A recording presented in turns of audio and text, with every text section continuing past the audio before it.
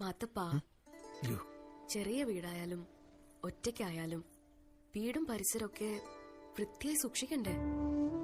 പ്രത്യേകിച്ച് അടുക്കള ഇവിടൊക്കെ കിടക്കുന്നുണ്ടോ? ഇനി ഞാൻ ശ്രദ്ധിച്ചോളാം.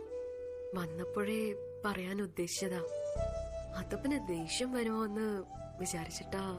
അയ്യോ, ഇനി ഞാൻ ഒരിക്കലും അങ്ങനൊന്നും ചെയ്യത്തില്ല. ഇതൊന്നും പറഞ്ഞുതരാൻ ആരും ഉണ്ടായിരുന്നില്ലല്ലോ എനിക്ക്.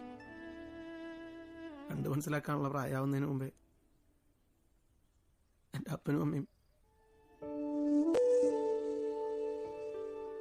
സാരമല്ല മാത്തപ്പ, വിഷമിക്കാതിരിക്കൂ. ഇപ്പൊ മാത്തപ്പന് ഞാനില്ലേ. ഇനി അങ്ങോട്ട് മാത്തപ്പനെ സ്നേഹിക്കാനും ഉപദേശിക്കാനും ആരെങ്കിലുമൊക്കെ ഉണ്ടാവും.